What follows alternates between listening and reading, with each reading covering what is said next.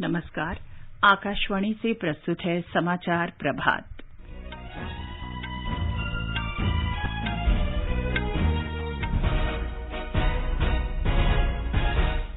प्रधानमंत्री नरेंद्र मोदी आज महाराष्ट्र में श्री संत ज्ञानेश्वर महाराज और श्री संत तुकाराम महाराज के पालकी मार्गों को 4 लेन करने के निर्माण कार्य की आधारशिला रखेंगे।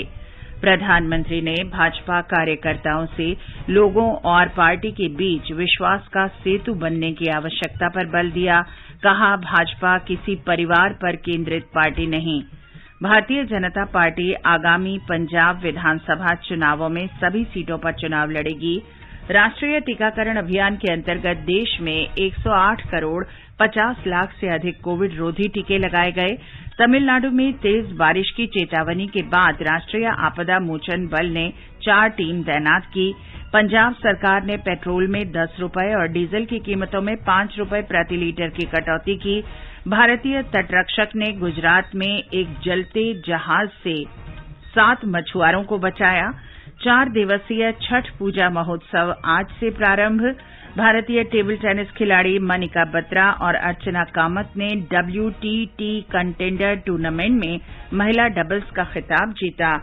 और 2020 क्रिकेट विश्व कप में न्यूजीलैंड की अफगानिस्तान पर जीत से भारत सेमीफाइनल की दौड़ से बाहर।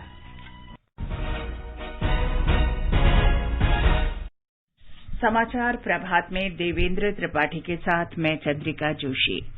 देश ने कोविड टीकाकरण अभियान के अंतर्गत 100 करोड़ से अधिक टीके लगाने का लक्ष्य हासिल कर इतिहास रच दिया है।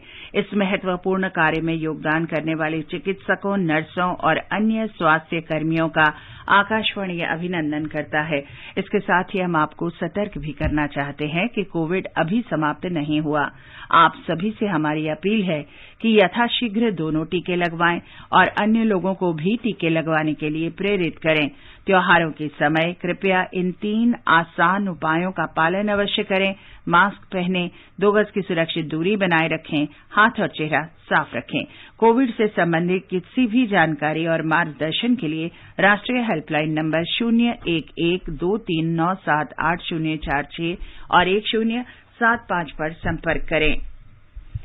देश के 75वें स्वाधीनता दिवस समारोहों के उपलक्ष्य में आजादी का अमृत महोत्सव के अंतर्गत सरकार अनेक गतिविधियों का आयोजन कर रही है।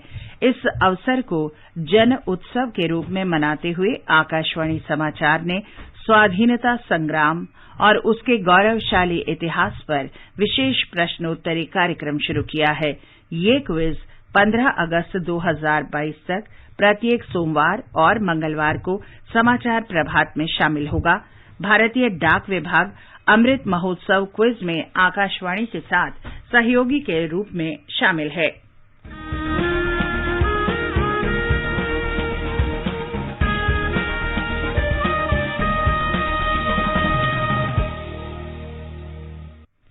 अमृत महोत्सव क्विज का 23वां प्रश्न है, स्वराज ध्वज का डिजाइन किसने तैयार किया? ये ध्वज किस बात का प्रतीक है? प्रश्न एक बार फिर सुन लें। स्वराज ध्वज का डिजाइन किसने तैयार किया? ये ध्वज किस बात का प्रतीक है? श्रोता अपने उत्तर व्हाट्सएप नंबर 8826546262 पर भेज सकते हैं या हमें इस पते पर ईमेल भी कर सकते हैं। पता है Amrit Mahotsav quiz@prasarabharati.gov.in। WhatsApp number एक बार फिर सुन लें 8826546262 और ईमेल है amritmahotsav@prasarbharati.gov.in।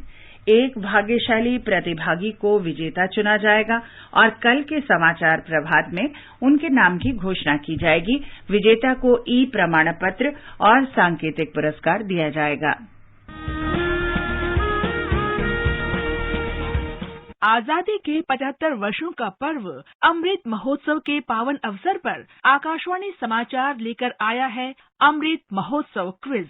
आप भी इस क्विज का हिस्सा बन सकते हैं। हमारे समाचार बुलेटिनों में पूछे गए स्वतंत्रता आंदोलन से जुड़े प्रश्नों का जवाब देकर। आपसे ये सवाल प्रत्येक सोमवार और मंगलवार को सुबह 8 बजे प्रसारित होने वाले बुलेटिन समाचार प्रभात में पूछे जाएंगे। श्रोता ईमेल amritmahotsav@prasarbharati.gov.in पर अपने जवाब भेज सकते हैं। आप अपने जवाब व्हाट्सएप नंबर 8826546262 पर भी भेज सकते हैं। विजेता का चुनाव सही जवाबों में से लकी ड्रॉ के माध्यम से होगा और इसकी घोषणा अगले दिन इसी बुलेटिन में की जाएगी। विजेता को प्रमाण पत्र के साथ एक उपहार भी दिया जाएगा।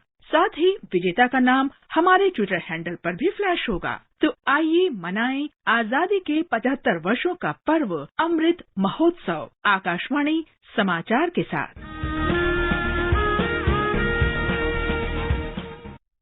और अब समाचार विस्तार से।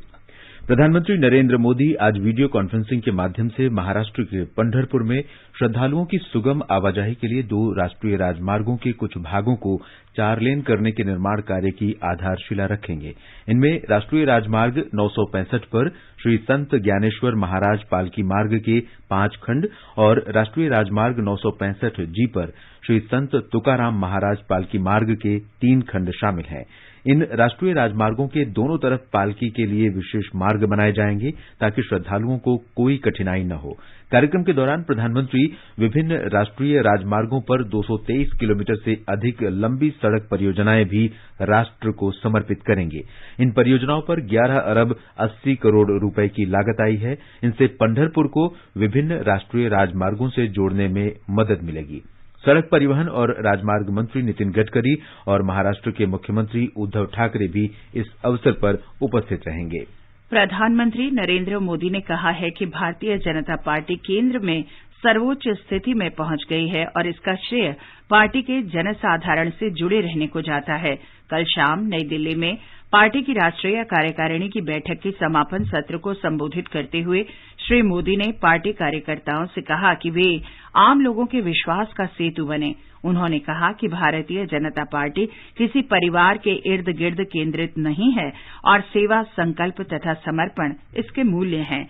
राष्ट्रीय कार्यकारिणी समिति की बैठक के बाद मीडिया को जानकारी देते हुए भाजपा महासचिव और केंद्रीय मंत्री भूपेंद्र यादव ने कहा कि प्रधानमंत्री ने सभी पार्टी कार्यकर्ताओं से लोगों की बेहतरी के लिए काम करने को कहा है। माननीय प्रधानमंत्री जी ने अपने बहुत प्रेरक और महत्वपूर्ण संदेश में आने वाले समय में भारतीय जनता पार्टी की कार्यनीति को बनाने के लिए एक बड़ा मंत्र सभी कार्यकर्ताओं को दिया।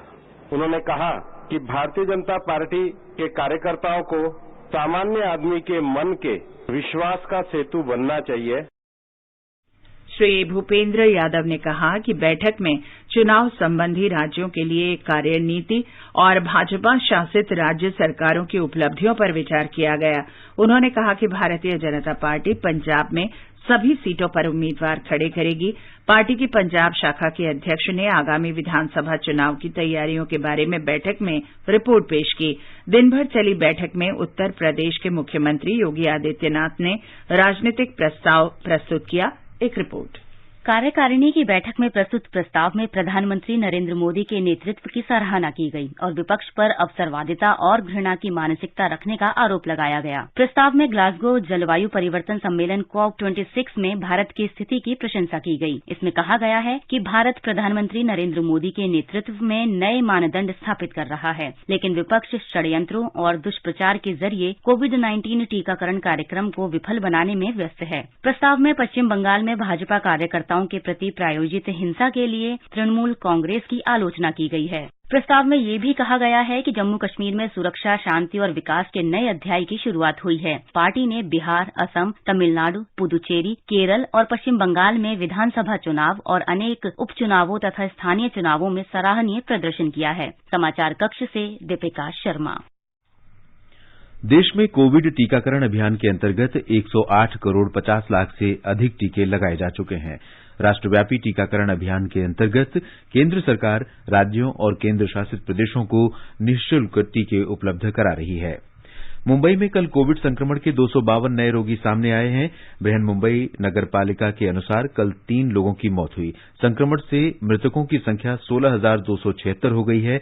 मुंबई में कोविड से स्वस्थ होने की औसत दर 97% है। पंजाब के मुख्यमंत्री चरणजीत सिंह चन्नी ने पेट्रोल की कीमतों में 10 रुपये प्रति लीटर और डीजल की कीमतों में 5 रुपये प्रति लीटर की कमी करने की घोषणा की है।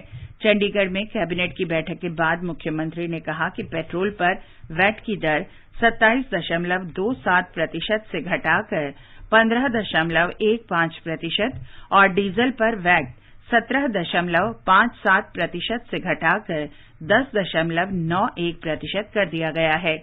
मुख्यमंत्री श्री चन्नी ने कहा कि केंद्र सरकार की ओर से उत्पाद शुल्क में कमी करते हुए 4 नवंबर से पेट्रोल की कीमतों में 5 रुपये और डीजल की कीमतों में 10 रुपये प्रति लीटर की कमी करना दुर्भाग्यपूर्ण है। इससे उत्पाद शुल्क में कमी आई है और पंजाब सहित सभी राज्यों की आय पर प्रतिकूल प्रभाव पड़ेगा। केंद्र द्वारा एकत्रित उत्पाद शुल्क में राज्यों की हिस्सेदारी 42% होती है। भारतीय तटरक्षक बल ने बताया है कि उसके जहाज आरुष ने गुजरात में अंतर्राष्ट्रीय समुद्री सीमा के पास गश्त के दौरान कल एक जलते पोत कलश राज से 7 मछुआरों को बचा लिया। जानकारी के अनुसार इंजन से ईंधन रिसने से नाव में आग लग गई थी। कमांडेंट अश्वनी कुमार की कमान में जहाज आरुष ने मौके पर पहुंचकर आग बुझाने की कार्रवाई शुरू की। हालांकि आग की तेज लपटों के कारण नाव को नहीं बचाया जा सका। दुर्घटना में बचाए गए लोगों का भारतीय तटरक्षक सुरक्षा बल के जहाज पर प्राथमिक उपचार किया जा रहा है। तमिलनाडु के 27 जिलों में उत्तर पूर्व मानसून के प्रभाव से अतिवृष्टि हो रही है। राष्ट्रीय आपदा मोचन बल की 4 कंपनियां तिरुवल्लुवर, कांचीपुरम और मदुरई जिलों में भेजी गई हैं। बारिश प्रभावित जिलों में शैक्षणिक संस्थान 2 दिन बंद रहेंगे। लगातार हो रही बारिश और बाढ़ के कारण रेल और हवाई सेवाएं प्रभावित हुई हैं। आकाशवाणी से विशेष बातचीत में मौसम विभाग के महानिदेशक मृत्युंजय महापात्रा ने बताया कि चेन्नई, कांचीपुरम और तिरुवल्लुवर जिलों में अगले 24 घंटे के दौरान अतिवृष्टि की आशंका है। तमिलनाडु और पुडुचेरी में पास्ट 24 आवर्स में फेयरली एक्सपेक्टेड रेनफॉल रिकॉर्ड किया गया है। आज और कल भी फेयरली एक्सपेक्टेड रेनफॉल हो सकता है, मगर इंटेंसिटी का रेनफॉल कम रहेगी। फिर 11 तारीख को वहाँ रेनफॉल इंटेंसिटी बढ़ेगी और extremely heavy rainfall activity Tamil Nadu और पुडुचेरी एरिया में हो सकता है, क्योंकि एक लो प्रेशर एरिया 9 तारीख को बे ऑफ बंगाल में डेवलप हो रहा है और ये धीरे धीरे वेस्ट नॉर्थ वेस्ट दिशा में गति करते हुए 11 तारीख को तमिलनाडु कोस्ट के पास पहुंच सकता है। प्रधानमंत्री नरेंद्र मोदी ने तमिलनाडु के कुछ हिस्सों में तेज बारिश से उत्पन्न स्थिति पर मुख्यमंत्री एमके स्टालिन से चर्चा की। प्रधानमंत्री ने उन्हें राहत और बचाव कार्यों में हर संभव मदद का आश्वासन दिया। प्रधानमंत्री ने सभी लोगों की सुरक्षा और स्वास्थ्य की कामना भी की। उधर केंद्र शासित प्रदेश पुद्दुचेरी में निरंतर बारिश के कारण पुद्दुचेरी और कराईकल जिलों में आज से 2 दिन के लिए स्कूल और कॉलेजों में अवकाश घोषित किया गया है। मौसम विभाग ने बताया है कि तमिलनाडु के तटीय इलाकों में 60 किलोमीटर प्रति घंटे की रफ्तार से तेज हवाएं चलने की आशंका है। मौसम विभाग की रिपोर्ट के बाद प्रशासन ने समुद्र में मछली पकड़ने गए मछुआरों को वापस किनारों पर लौटने का परामर्श जारी किया है। आगे बढ़ने से पहले एक नजर मुख्य समाचारों पर। प्रधानमंत्री नरेंद्र मोदी आज महाराष्ट्र में श्री संत ज्ञानेश्वर महाराज और श्री संत तुकाराम महाराज के पालकी मार्गों को 4 लेन करने के निर्माण कार्य की आधारशिला रखेंगे। प्रधानमंत्री ने भाजपा कार्यकर्ताओं से लोगों और पार्टी के बीच विश्वास का सेतु बनने की आवश्यकता पर बल दिया। कहा, भाजपा किसी परिवार पर केंद्रित पार्टी नहीं। भारतीय जनता पार्टी आगामी पंजाब विधानसभा चुनावों में सभी सीटों पर चुनाव लड़ेगी। राष्ट्रीय टीकाकरण अभियान के अंतर्गत देश में 108 करोड़ 50 लाख से अधिक कोविड रोधी टीके लगाए गए। तमिलनाडु में तेज बारिश की चेतावनी के बाद राष्ट्रीय आपदा मोचन बल ने 4 टीमें तैनात की। पंजाब सरकार ने पेट्रोल में 10 रुपये और डीजल की कीमतों में 5 रुपये प्रति लीटर की कटौती की। भारतीय तटरक्षक बल ने गुजरात में एक जलते जहाज से 7 मछुआरों को बचाया। 4 दिवसीय छठ पूजा महोत्सव आज से प्रारंभ और खेलों में भारतीय टेबल टेनिस खिलाड़ी मनिका बत्रा और अर्चना कामत ने WTT कंटेंडर टूर्नामेंट में महिला डबल्स का खिताब जीता और 2020 क्रिकेट विश्व कप में न्यूजीलैंड की अफगानिस्तान पर जीत से भारत सेमीफाइनल की दौड़ से बाहर। बिहार में 4 दिन का छठ महापर्व आज से आरंभ हो गया है। इस पर्व में श्रद्धालु सूर्य की विशेष पूजा अर्चना करते हैं। इसे पृथ्वी पर जीवन के स्रोत सूर्य देवता की उपासना के रूप में पवित्रता और समर्पण के साथ मनाया जाता है।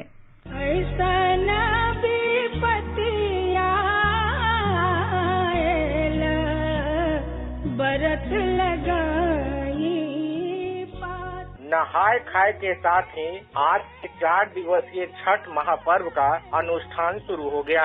श्रद्धालु स्नान ध्यान के बाद अरवा चावल की भात, कद्दू की सब्जी और चने की दाल ग्रहण कर व्रत की शुरुआत करेंगे। कल खरना है। इस दिन श्रद्धालु चावल, गुड़ और दूध से बनी खीर समेत अन्य सामग्रियों के साथ पूजन कर प्रसाद ग्रहण करेंगे। इसके बाद 36 घंटे का निर्जला उपवास शुरू हो जाएगा। बुधवार को डूबते हुए सूर्य को अर्घ अर्पित किया जाएगा।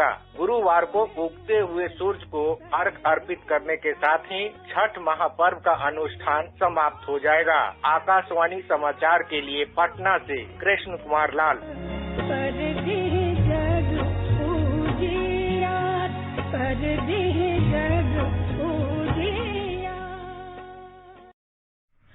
भारत की मनिका बत्रा और अर्चना गिरीश कामत की जोड़ी ने स्लोवेनिया में WTT कंटेंडर टूर्नामेंट का महिला डबल्स खिताब जीत लिया है। कल फाइनल में भारतीय जोड़ी ने प्यूर्तो रिको की मेलेनी डियाज और एंड्रियाना डियाज को लगातार सेट में हराया। इससे पहले शनिवार को मनिका बत्रा ने महिला सिंगल्स में कांस्य पदक जीता था। भारत ICC पुरुष 2020 क्रिकेट विश्व कप के सेमीफाइनल की दौड़ से बाहर हो गया है। न्यूजीलैंड कल अफगानिस्तान को 8 विकेट से हराकर ग्रुप 2 में सेमीफाइनल में जगह बनाने वाली दूसरी टीम बन गई है। पाकिस्तान पहले ही अंतिम 4 में प्रवेश कर चुका है। भारत का एक और मैच आज नामीबिया से होना है। ये मैच दुबई अंतर्राष्ट्रीय स्टेडियम में शाम 7:30 बजे खेला जाएगा।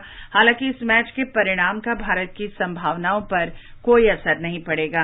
वर्ष 2012 के बाद ये मौका है जब भारत किसी ICC प्रतियोगिता के सेमीफाइनल में जगह बनाने में असफल रहा है। कल रात न्यूजीलैंड ने अबू धाबी के शेख जायद स्टेडियम में खेले गए अपने अंतिम ग्रुप मैच में अफगानिस्तान को हराया। शारजाह में सुपर 12 के ग्रुप 2 के एक अन्य मैच में पाकिस्तान ने कल रात स्कॉटलैंड को 72 रन से हराया। ब्रिटेन के ग्लासगो में संयुक्त राष्ट्र जलवायु संधि में शामिल देशों के शिखर सम्मेलन COP26 के सिलसिले में आकाशवाणी से 12 नवंबर तक विशेष श्रृंखला COP26 एक्सप्लेनर का प्रसारण किया जा रहा है। इसके अंतर्गत हम प्रतिदिन संबंधित विषयों का उल्लेख करते हैं। आज हम बात कर रहे हैं ऊर्जा दक्षता की। ऊर्जा दक्षता का अर्थ है समान कार्य करने के लिए कम से कम ऊर्जा का उपयोग करना। आकाशवाणी ने ऊर्जा दक्षता के पहलुओं और लाभ को समझने के लिए RTI इंटरनेशनल इंडिया के निदेशक शलभ श्रीवास्तव से बातचीत की। एनर्जी एफिशिएंसी क्लाइमेट चेंज से बचने के प्रयास में ब्रह्मास्त्र साबित हो सकता है। ऐसे कई साधन और तकनीकें आज उपलब्ध हैं जिनसे ऊर्जा की खपत को घटाया जा सकता है। उपभोक्ताओं की आदतें बदलने से भी ऊर्जा बचाई जा सकती है। ऊर्जा बचाने का सबसे बड़ा मौका इमारतों में है, क्योंकि इमारतों में दुनिया की 40% ऊर्जा की खपत होती है और 1/3 ग्रीन हाउस गैसें निकलती हैं। ऊर्जा बचत एक ऐसा स्थायी विकल्प है जिससे कि सरकार और उपभोक्ताओं दोनों को ही लाभ मिलता है। भविष्य में कम ऊर्जा खपत वाला इंफ्रास्ट्रक्चर बनाने की आवश्यकता है। ये भारत के विकास में तो मदद करेगा ही, साथ ही विश्व में क्लाइमेट चेंज के क्षेत्र में भारत का नेतृत्व भी बरकरार रखने में सहायक होगा। आजादी का अमृत महोत्सव के अंतर्गत आइए अब सुनते हैं आकाशवाणी की विशेष प्रस्तुति आजादी का सफर। आजादी का अमृत महोत्सव।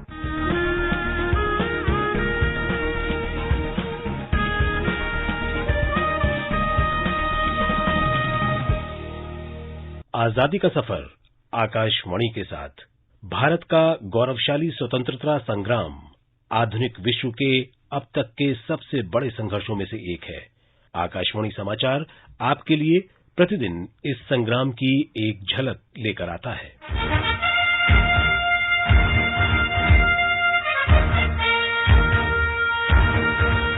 8 नवंबर 1966 एक असाधारण महिला स्वतंत्रता सेनानी रामेश्वरी नेहरू की पुण्यतिथि है।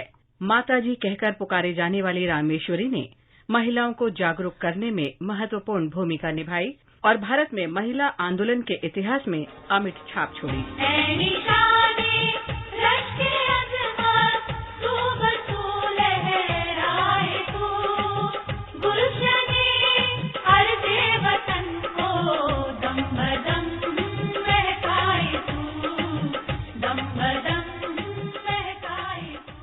रामेश्वरी नेहरू का विवाह मोतीलाल नेहरू के भतीजे ब्रजलाल नेहरू से हुआ था।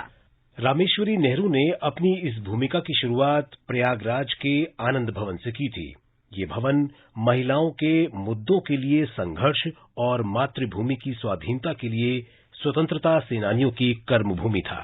रामेश्वरी नेहरू ने हिंदी में पहली महिला पत्रिका स्त्री दर्पण की शुरुआत 1909 में इलाहाबाद से की थी। स्त्री दर्पण के माध्यम से उन्होंने महिलाओं के अधिकारों के लिए आवाज उठाई। रामेश्वरी नेहरू महिला भारत संघ और ऑल इंडिया वीमेन कॉन्फ्रेंस की सक्रिय सदस्य थीं। उन्होंने वैश्यालयों से छुड़ाई गई महिलाओं को आश्रय देने के लिए नारी निकेतन शुरू किया था। ब्रिटिश सरकार ने जब 1928 में शारीरिक संबंध बनाने के लिए लड़कियों की सहमति की आयु तय करने के बारे में एज ऑफ कंसेंट समिति बनाई तो रामेश्वरी इसमें एकमात्र भारतीय महिला सदस्य थीं। इस समिति की रिपोर्ट ने ही बाल विवाह रोकथाम अधिनियम की नींव रखी। महिलाओं के पुरुषों के साथ कंधे से कंधा मिलाकर चलने की हिमायत करने वाली रामेश्वरी ने कहा था, उस देश के लोग स्वराज हासिल नहीं कर सकते जिनकी आधी आबादी पक्षाघात की स्थिति के समान निष्क्रिय कर दी गई हो। स्वराज की लड़ाई पुरुषों और महिलाओं को समान रूप से लड़नी होगी और जीतनी होगी। आजादी के बाद रामेश्वरी ने उन लोगों के पुनर्वास में महत्वपूर्ण भूमिका निभाई जो विभाजन के आघात के कारण पलायन कर गए थे।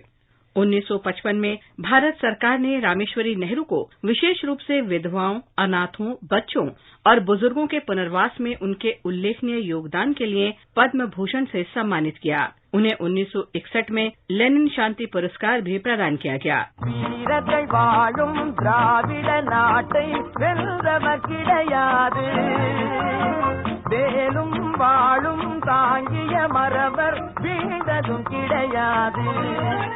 आज हम तमिलनाडु के मारुथु बंधुओं की भी चर्चा करेंगे। पेरिया मारुथु और चिन्ना मारुथु का जन्म मोक्का पलनीसामी थेवर और पूनथा के घर हुआ था। इनके पिता मोक्का पलनीसामी थेवर शिवगंगा साम्राज्य के दूसरे राजा बने थे, लेकिन मारुथु बंधु अधिक समय तक महल में नहीं रह पाए। ये दोनों 20 साल की आयु ही पार कर पाए थे कि आरकोट के नवाब ने ईस्ट इंडिया कंपनी के सैनिकों के साथ मिलकर राजा और रानी को मार डाला। मारुथु बंधु बच निकले, लेकिन कई वर्षों बाद वापस आए और भीषण युद्ध के बाद किले पर फिर दावा किया।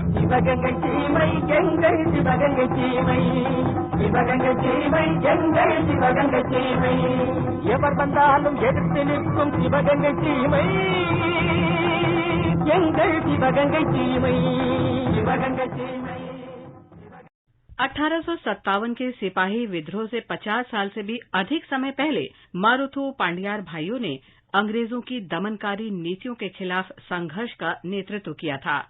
16 जून 1801 को इन्होंने तिरुचि किले से स्वतंत्रता की घोषणा जारी की और सभी जातियों तथा समुदाय के लोगों को यूरोपीय वर्चस्व के खिलाफ लड़ाई में एकजुट होने का आह्वान किया। उन्होंने ईस्ट इंडिया कंपनी पर ताबड़तोड़ हमले किए तो कंपनी ने अपना विशाल बल भेजकर दोनों भाइयों को पकड़ लिया और उनके सैकड़ों समर्थकों को मार डाला। 24 अक्टूबर 1801 को पेरिया मारुथु और चिन्ना मारुथु को दक्षिणी तमिलनाडु के तिरुपुथुर किले में सार्वजनिक रूप से फांसी दे दी गई थी। उनके साथ उनके सभी साथी विद्रोहियों, सेनापतियों, सेवकों, उनके बेटों और यहां तक कि उनके पोतों को भी फांसी के फंदे पर लटका दिया गया। लगभग 500 लोगों को फांसी दी गई थी। इस सामूहिक फांसी के साथ ब्रिटिश ईस्ट इंडिया कंपनी और उसके सहयोगियों ने भारत के दक्षिणी राज्यों के उस भीषण विद्रोह को दबाने में सफलता हासिल की, जिसका इतिहास की पाठ्य पुस्तकों में बमुश्किल उल्लेख मिलता है। मारुथु बंधु वायुगति विज्ञान में माहिर थे। उन्होंने भाले और वालारी के कई रूपों का भी आविष्कार किया। मारुथु बंधुओं ने उपनिवेशवाद के प्रारंभिक चरण के दौरान भारत में गुरिल्ला युद्ध रणनीति की भी शुरुआत की। उनके सम्मान में अक्टूबर 2004 में एक स्मारक डाक टिकट जारी किया गया। हर साल लोग अक्टूबर में कालियार कोविल मंदिर में मारुथु पांडियार गुरु पूजा करते हैं।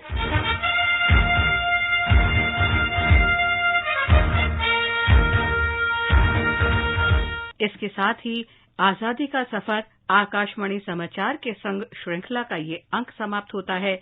मिलते हैं कल अगली कड़ी में।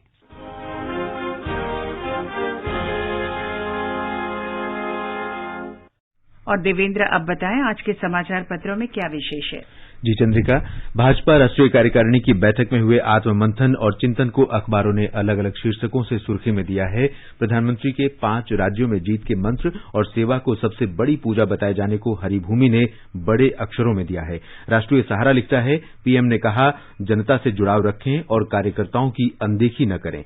लोकसत्य की खबर है, उत्तर प्रदेश सरकार का दावा, सरकारी योजनाओं के लाभार्थियों के खातों में रिकॉर्ड 3.25 लाख करोड़ रुपए डाले गए। जेईएम पोर्टल में सबसे ज्यादा खरीदारी, सरकारी खरीद में तीसरी बार यूपी नंबर 1।